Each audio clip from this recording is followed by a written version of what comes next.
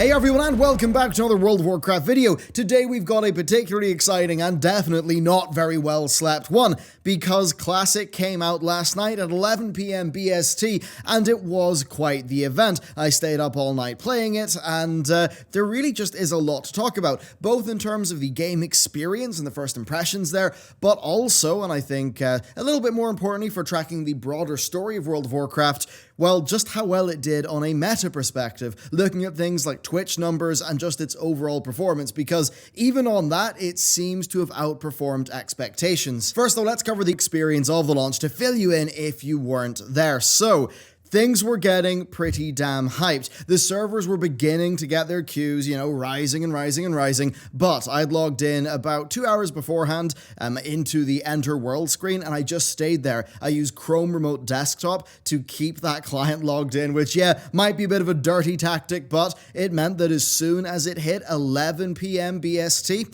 that Enter World button lit up, I hit the go button, and we were pretty much good to go. Now, it wasn't all smooth sailing. The actual login process did take quite some time indeed. That was pretty much just because the world server was struggling to come up, so we were stuck there at that loading screen. But once I did get in, it was exactly what you would expect if you've been on an extremely busy server like, say, Draenor EU on a launch day.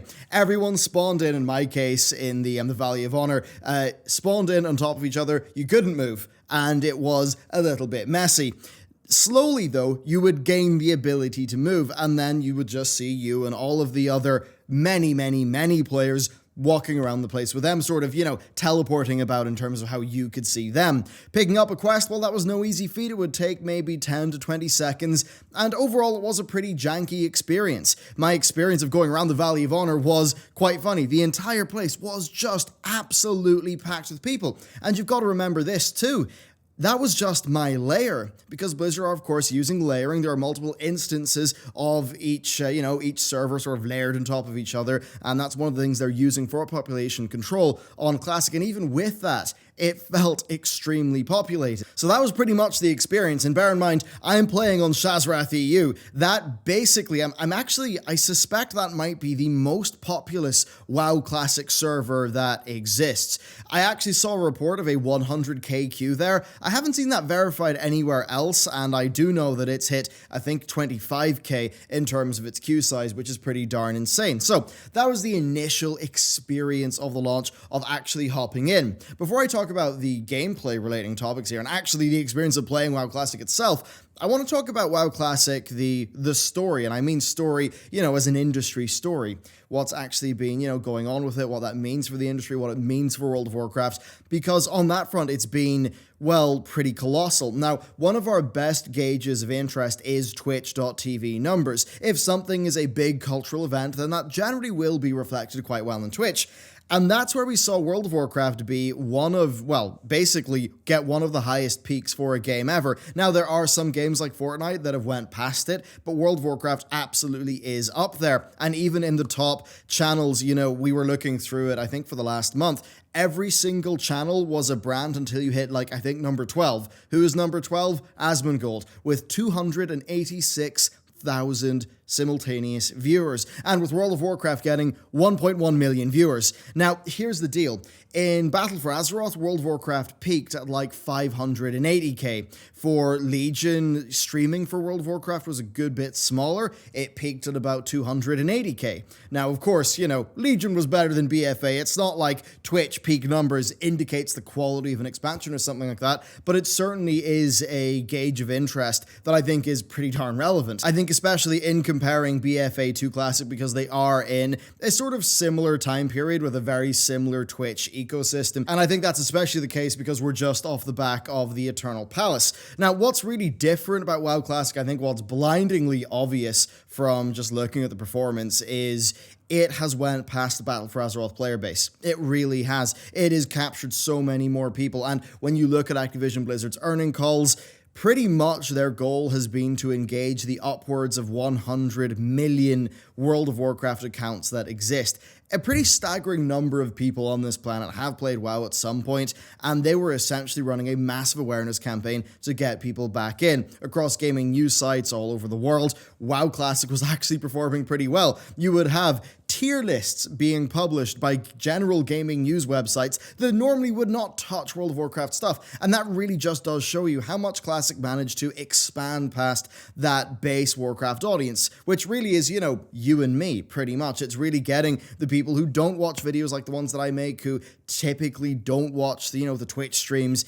It really has blown up to be that larger cultural event. Now, you might be wondering, how is this all translated to people trying to log into servers? Well, we saw averages of about 10,500 in the login queue. We saw peaks of, I think it was like 700 and something minutes. I think I saw 1,000 and something minutes as the login queue estimate, with servers getting up to 27k. Even some of the new servers had login queues, and these are servers that were added hours before launch. I mean, from my experience, after the initial 40 minutes of gameplay that I outlined at the top of this video, Shazrath booted everybody off. I then was thrown into a 14k queue where I played Battlestar Galactica Deadlock for, 3.5, 4 hours. Well, maybe 3 hours until I actually got back, back in the queue.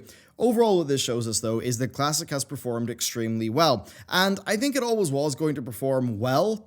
I think this is probably exceeding the expectations of most, and certainly exceeding the expectations of Blizzard. I think J. Allen Brack got J. Allen whacked when he did his whole, you think you do, but you don't. And yes, he joked at him saying that, when Classic was announced. But certainly he's going to eat those words for a very, very long time indeed. People think they did, and as it turned out, yeah, they really did. Now, what we do need to wait and see is how long this persists after launch, and I suppose that's really what takes us into talking about the gameplay experience of WoW Classic. I think I'll round this off by just a little bit more of a broad discussion about the direction of World of Warcraft. So, my gameplay experience was fairly traditional. I decided to go with 0 add-ons or anything like that, and overall it was kind of funny and nostalgic. I mean, personally, the largest launch that I ever played was Wrath of the Lich King, and there was actually some direct parallels. I remember trying to kill the NPC in the Borean Tundra mines at the very start of the Alliance questing, and that was the one named NPC, everyone would go there, the game didn't have shared tapping, you need group up, so of course, rolling as a troll, I mean, you've got that Scorpid when you're level 4, you've got Zolazane, not Zolazane, you've got the troll guy in the Echo Isles, you've got, so many NPCs like that where you're in that situation where you have to group up with other people, and that really is, it's quite a cool thing. And broadly what I noticed the most just going through the maybe 5-6 hours of playing, and I mean, I only hit level 9 and a bit, so it was very inefficient. A lot of that was just because, you had a bit of lag, there was a lot of competition for mobs, I lost a lot of time in the Echo Isles, but the one thing that really stood out to me is I grouped up far more, and this is not me grouping up with my friends or with the Stark guys who I'm going to be playing with, once I, hit up Vanish and get in the guild and all of that stuff. This was just randomers, right?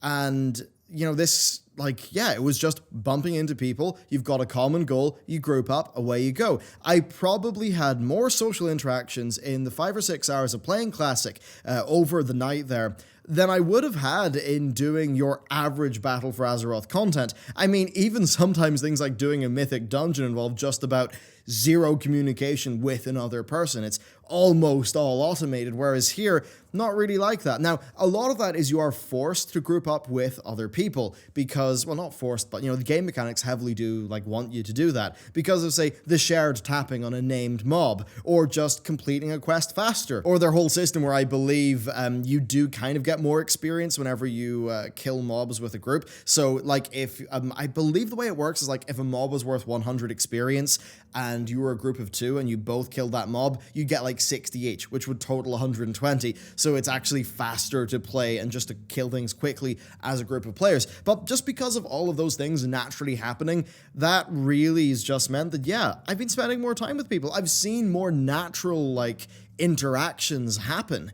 Things like, I mean, one of the coolest ones is people actually forming up lines. Now, I don't know, maybe this hasn't been happening in the Horde. I've seen a lot of Alliance screenshots. I think in the Horde we all just grouped up, got in a big pile on top of the, where the mob would spawn, and just mashed like tab and some sort of instant ability to try to get a tag on it. But you saw people forming up an orderly queue for a rare mob. All those things which just seem to happen far more naturally with how Classic is set up. Now that said, it also is the case that people know that about Classic. They now, they know that now more than ever, that is the more optimal way to play Classic. I think also the more fun way to play Classic, but it certainly is something that, is very nice. It's very satisfying, and yeah, I found that to be just one of the really stronger parts of playing Classic.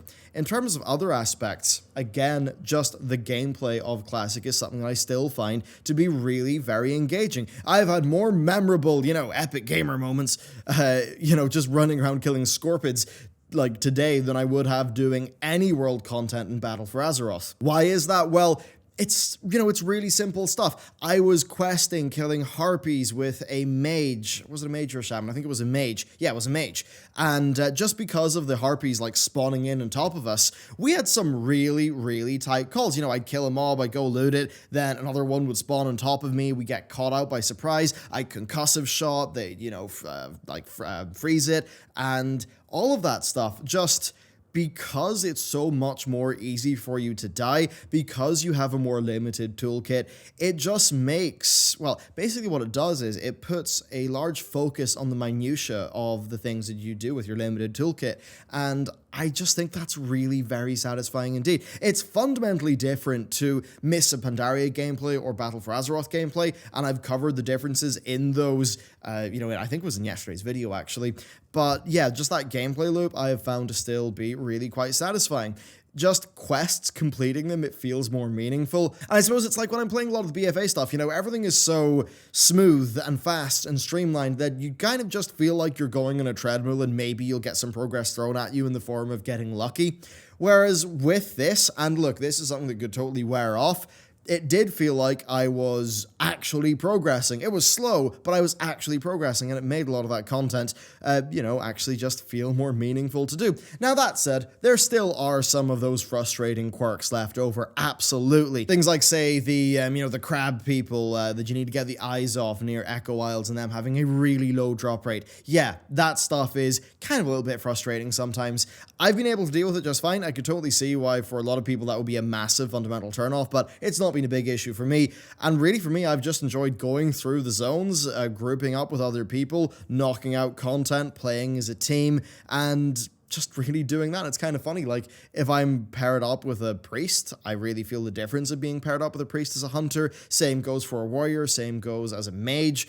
That's definitely something that's quite satisfying with the differences in the class toolkits so far, and I think it's less the class toolkits and it's more that you kind of have to use them. Like, I regularly find myself kiting mobs around the place as a natural result of the hunter mechanics when I have no pet. It's not like in BFA where, yeah, I stand there, I've got no dead zone, so I just destroy everything and I'll pretty much always win. Nope, here I do have a dead zone and, ideally I want a concussive shot, I want to kite a bit, maybe I could be thinking about stutter stepping with my swing timer, for like my bow. So I suppose that's all just came together really just like a treat for me. It's been really good. And then there are some other things which I think are just benefiting from it feeling like a fresh slate. So doing your crafting professions or your gathering professions, yeah, because Classic feels like a little bit more of a sandbox and a fresh slate, that stuff is just inherently quite satisfying. But I suppose that could be said for a lot of the, the BFA stuff with professions as well, whenever you get a profession reset in any expansion.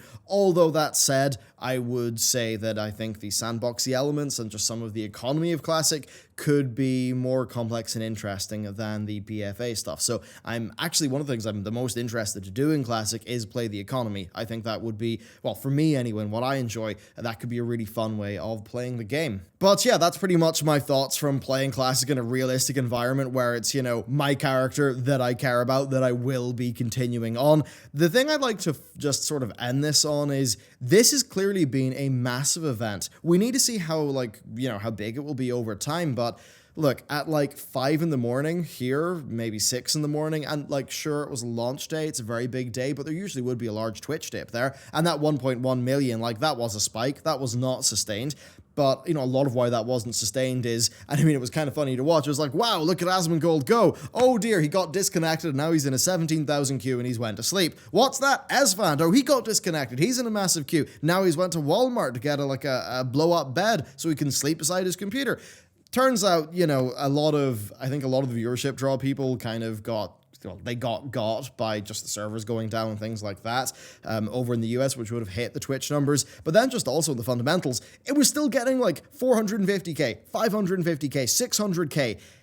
Like, in a not very opportune time for viewership where you're basically just streaming to Californians, the East Coast people have, the East Coast people have went to sleep, it's just the Californians and, you know, the middle of the Pacific, and, you know, for the UK people, it's super early in the morning. So I'm really going to be interested how this Twitch performance just stays over time, and really to what degree Blizzard will see this and think, right, this was bigger than we thought it would be. And I do wonder if, if when making decisions about the next expansion, will they be taking inspirations from what they learn here? Less just directly copying things from Classic into the modern game. I think that would be the wrong decision. I don't think that's the way it should be done. Things should be made for the natural game, or for the live game that are like natural for it. But, you know, you can use Classic and what works about Classic as a design inspiration. And I wonder if Classic does do so much better than they assumed it would. If that is the case, if we will see that be reflected in the live game. And if so, I wonder what those differences would be. Certainly something I'd love to hear your take on. But overall, that's where I'm at. I am extremely underslept, so I need to get this video thrown together and then probably get some sleep. Let me know what you thought about Classic, though. Have you been playing it? Have you been watching it? I'd love to hear your thoughts, so let me know down below. And with that, thank you very much for watching this video, and I will see you next time.